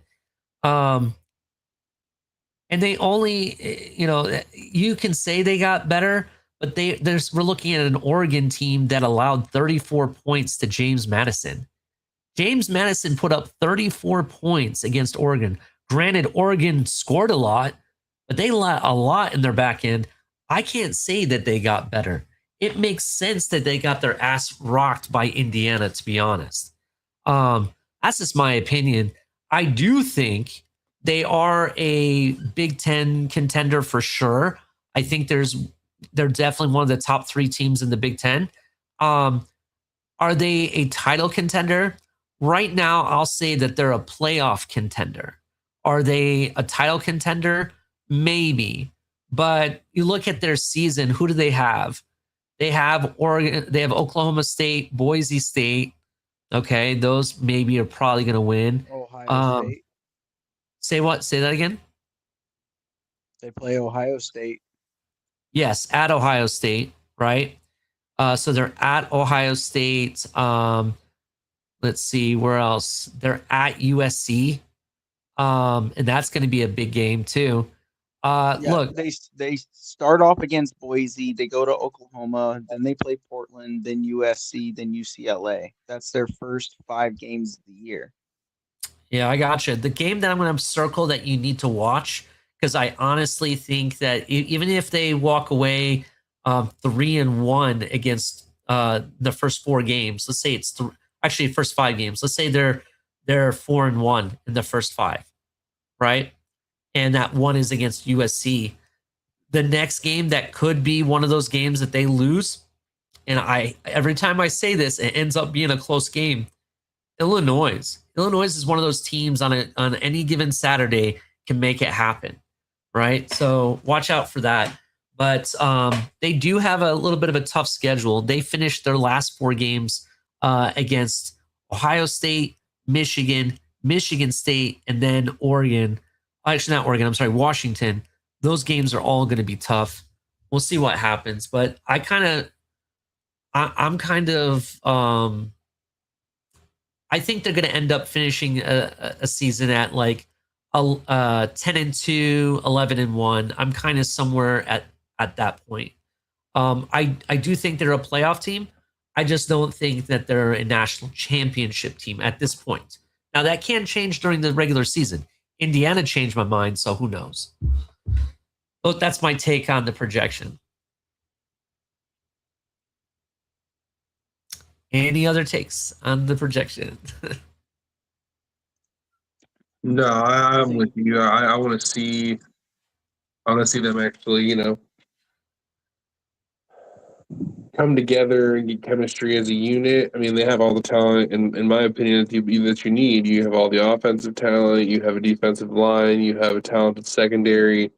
You got linebackers who've been in a system that understand how it should be ran. So, will they have some moments to maybe some shortcomings or have to learn in the game? Well, yeah, that's how this whole thing works.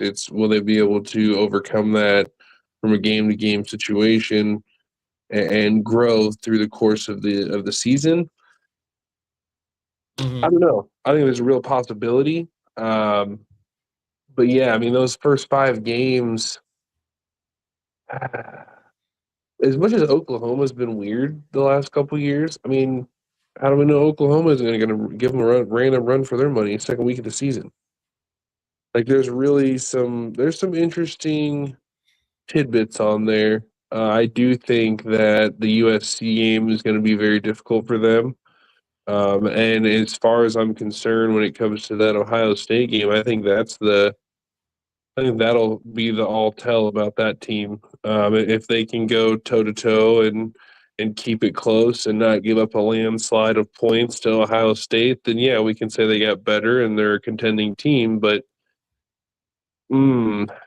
I could see that game also getting away from them real quick if they don't protect Dante Moore. Yeah, absolutely. I agree with that. I think the key to them is protecting Dante Moore. You have the weapons.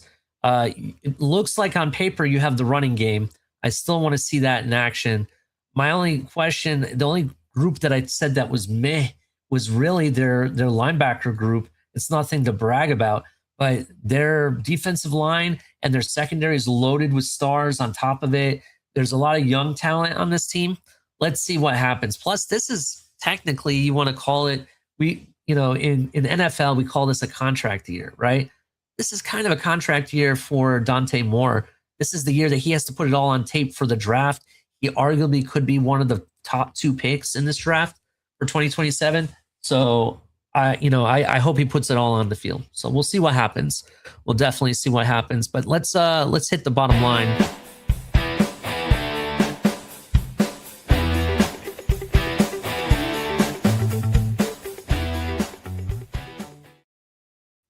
Welcome to the bottom line. This is our final takes of the night. Man, we broke down Oregon. We talked about the Sorsby information, the new aged eligibility. The NCAA has decided they want to be ageist, no longer old timers playing in college football anymore. How dare they? Just kidding. But no, it's going to be an interesting rule. I'll have to look more into the details and how they are going to enforce it and what's what with that. But I wanted to talk a little bit about some commitment news.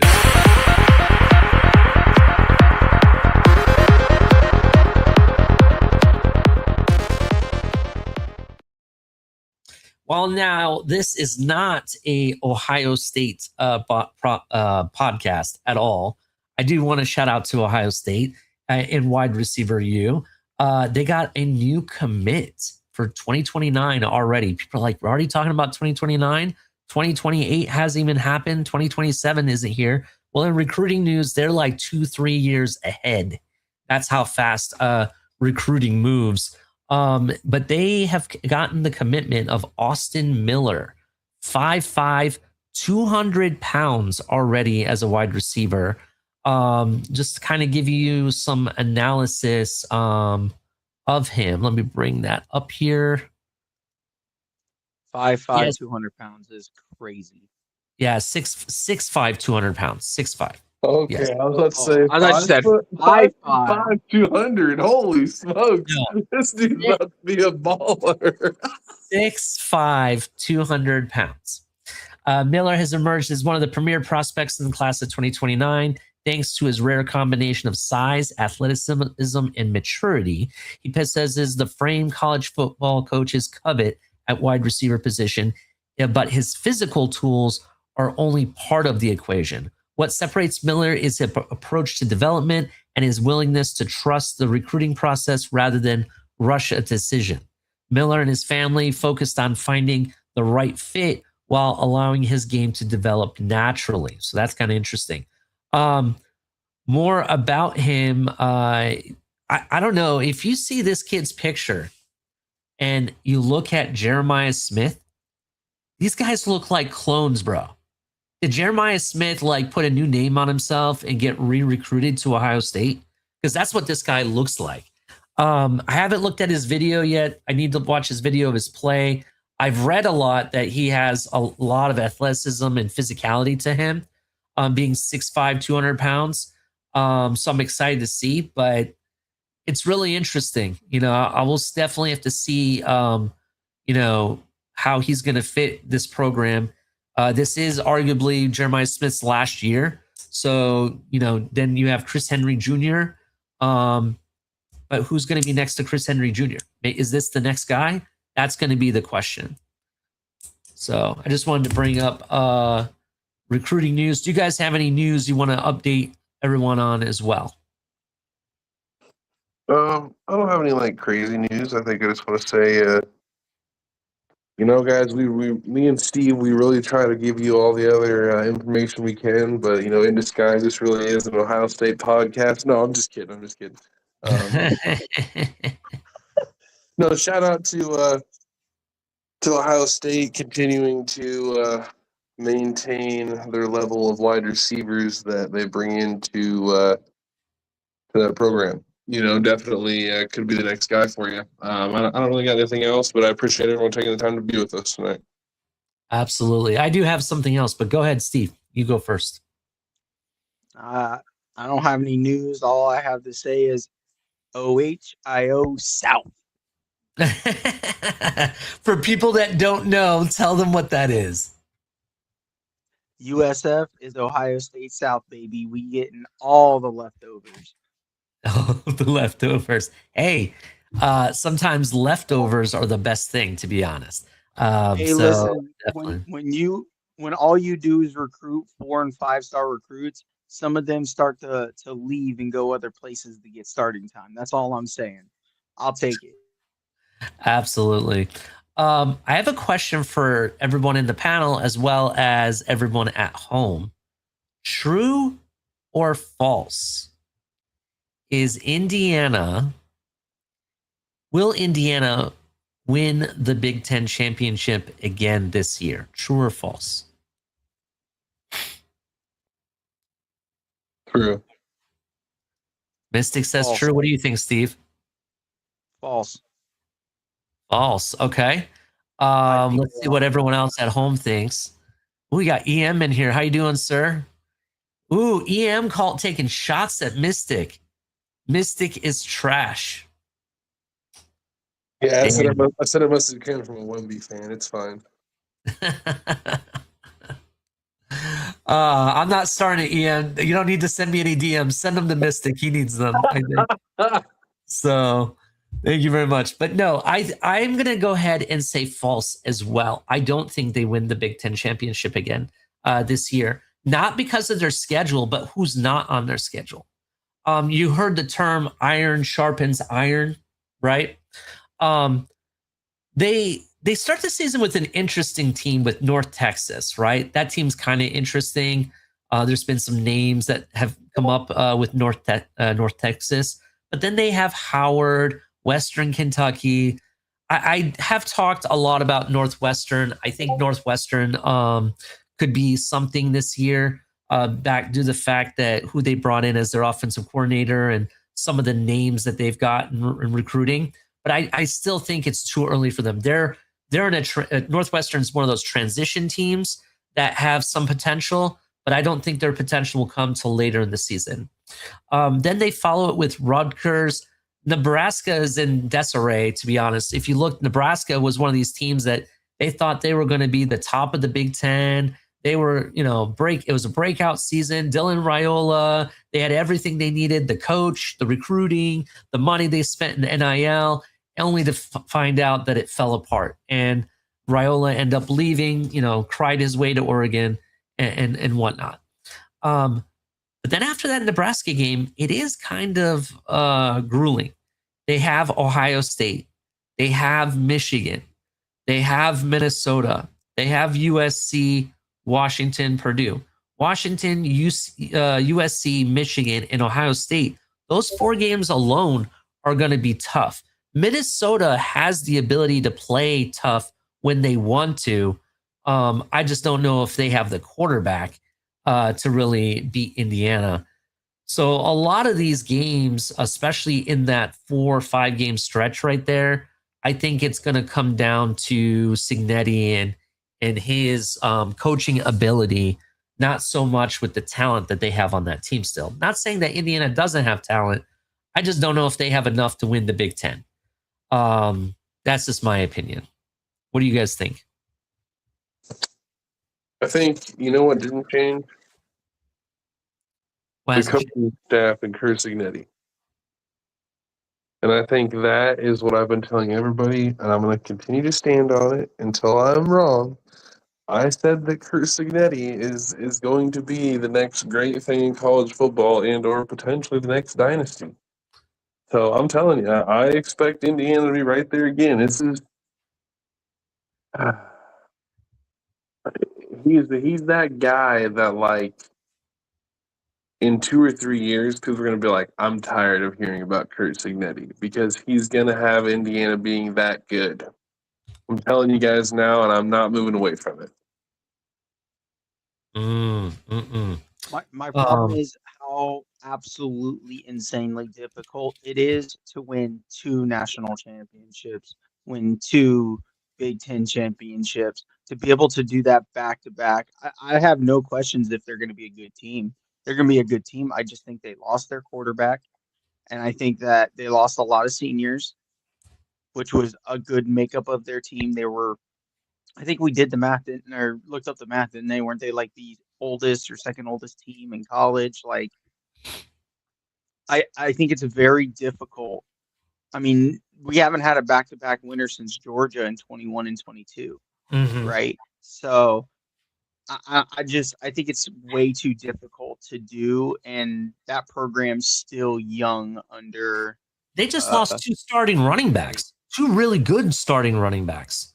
With Black and what's his name, Hemby. Both of those guys are gone, right? Their starting wide receiver unit is completely gone. Yeah, starting wide receiver unit and their starting quarterback is gone. Granted, they did get a good transfer portal pickup in quarterback position, but you're betting on the odds that the guys that you brought in to replace all these positions are going to be just as good.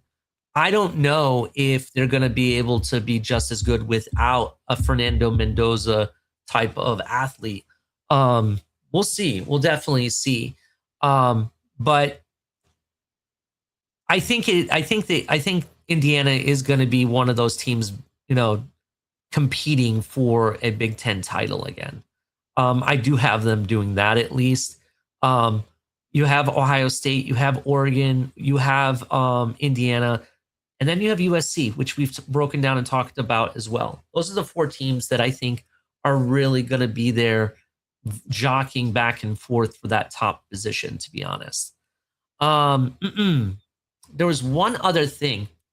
You mentioned Cignetti, Mystic, that I want to bring this up.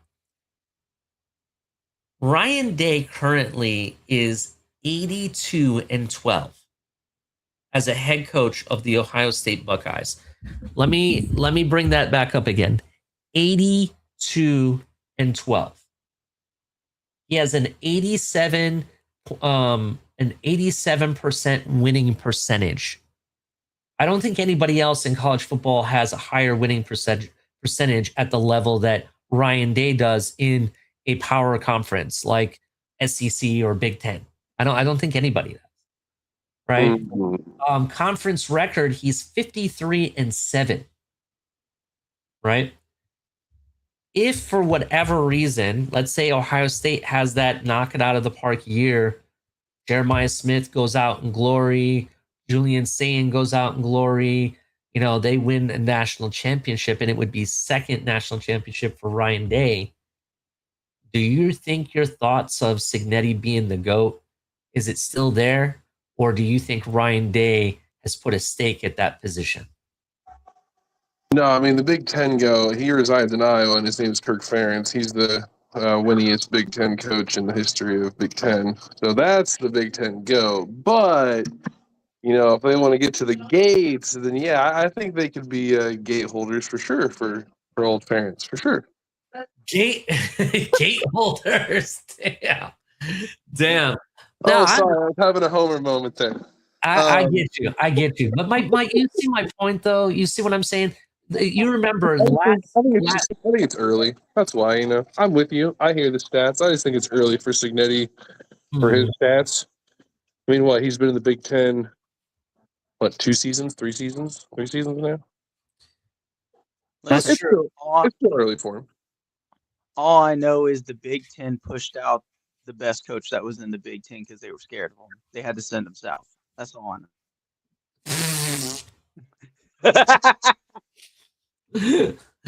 No comment on Brian Hartline. Again, you wanted someone else's leftovers. Go ahead. Look. The reality is that we've discussed on this show. We broke down the top college football head coaches in college football from the number 1 to the number 10. Right? We've talked about it, and we said that Kirby Smart and Ryan Day and Curt Cignetti had the top 3 positions in any order. It would be acceptable, right? I want to say right now it seems like Curt Cignetti has it because he did something unbelievable with Indiana, right? So I have to give it up to them. But, and this is the big but, Ryan Day has won a lot. And I mean a lot, even more than Curt Cignetti, at a very high level in one of the most toughest conferences of the Big Ten, versus like the SEC or something. For me, it's more like, if he wins one more national championship at some point, do you think there's going to be a bigger gap between Cignetti and Ryan Day, or do you think they're just going to be jockeying positions left and right? Yeah, so I mean, yeah, if Ryan, if Day wins another one, I think it's easy to solidify him there, and then it's like there's a gap. There would be a gap from him to Cignetti. Mm-hmm. I don't know how big you put that gap, but then I think from there, there might be the biggest jump, in my opinion.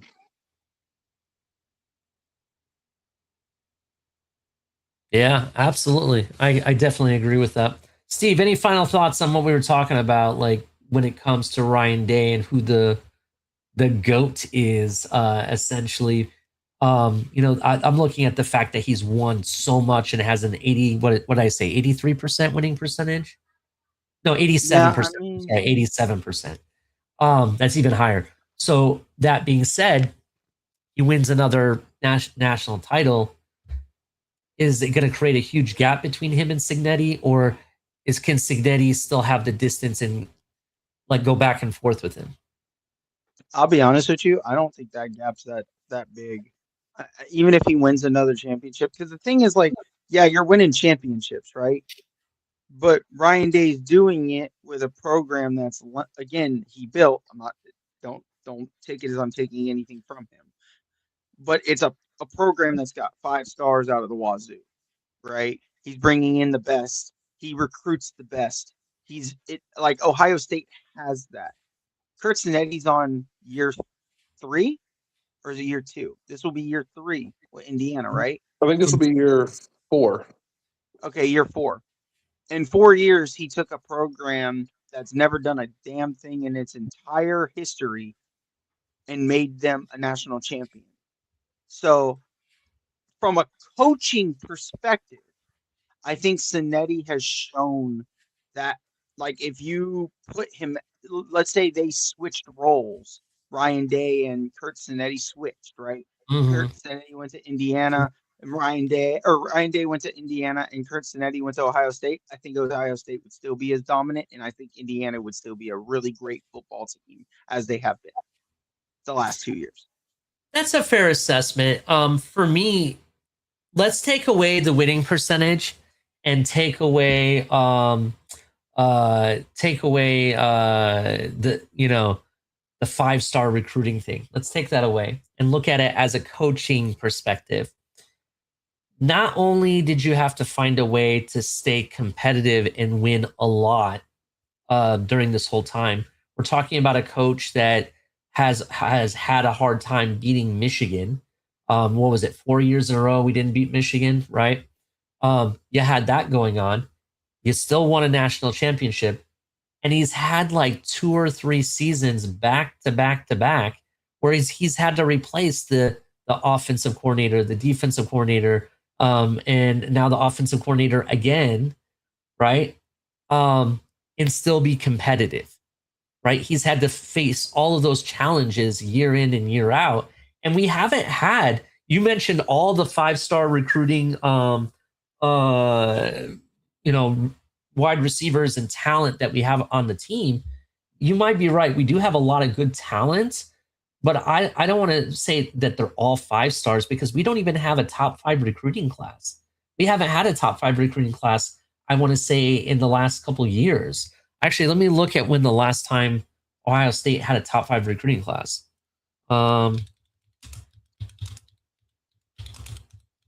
I mean, for the last 2 years in a row, they brought in the #1 wide receiver recruit in the entire country. Yeah, Like, but that's that's what I one mean by player. that. You know what I mean? We just talked about a team that you could argue has the #1 safety in the entire country, Jet Yes, you Washington. can. That's Oregon. Oregon. Remember that name, everyone. Jet Washington has ice in his veins, has legendary blood in his veins, legitly. Okay. May he And rest again, but in that's peace. the point I'm making, though. That's the point I'm making. I'm not saying, and again, that's why I said I'm not taking anything from Ryan Day, Mhm. and because I believe he is the soul of Ohio State's ability to do what they're doing with their recruiting. Like you and I have talked about this a number of times already. Like that, Mhm. his ability to recruit is great, right? So for me, I find them very close from a coaching perspective. Now, building a program, both of them did it, right? I would say Sinetti started with a trash can and made it into a diamond somehow, right? And I give Mhm. him so much credit for that. Yeah, did he buy his way into it? Kinda, with a bunch of seniors and figuring it out. But he also brought in a quarterback nobody was talking about. He did anybody talk about Omar Cooper before this year? Yeah. No, but they made Omar Cooper. I believe he ended up going in the first round, right? Or was it second? I don't remember, but a top 2 round wide receiver. Like I give a lot of credit for that. That my whole point is take away the 5 stars, take away all that stuff. I think they're very close as head coaches, and that was the point I was trying to make. Mm. Yeah, I see what you mean. I guess Ohio State has had some good recruiting classes the last couple years. I guess I was wrong.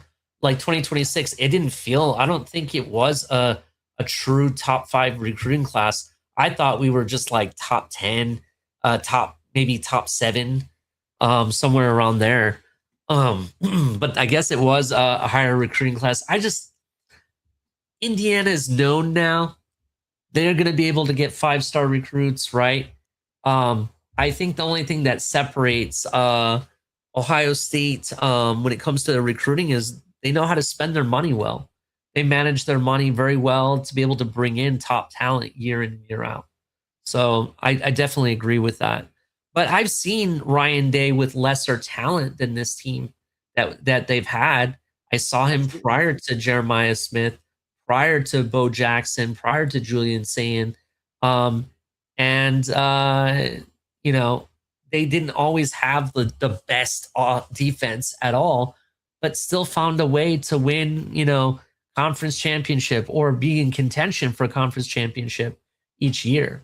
So that's kind of where I'm at with them. We'll see what happens. I'm kind of excited for this year, to be honest. I want college football to start tomorrow, to be honest, because I'm excited for a lot of these teams. Everyone hit the like button. We've been breaking down Oregon, breaking down players across, in on every team. This Thursday we got Ole Miss coming up, so be on the lookout for Ole Miss. We'll be breaking down their team, and we'll probably be releasing that video on Thursday. But yeah, it's gonna be fun. Any final thoughts before we let everyone go? No, sir. All right, Steve, you got anything? I just ask, please, everybody, share this everywhere as you can share it. Hit like, subscribe. We really want to build this up so we can give back to y'all. It's as much fun as if we're having. We want to have fun with all y'all. With more subscriptions, the more card packs and stuff we can give out, the more maybe we can get into other different prizes for subscription counts, right? Like we want to have fun and have fun with all y'all at the same time. So just share it, like, subscribe. It's all free. We don't ask for nothing else. And we appreciate everybody who keeps showing up every week to show the love. Absolutely, absolutely. Everyone have a good night. Till next time, we'll see you then.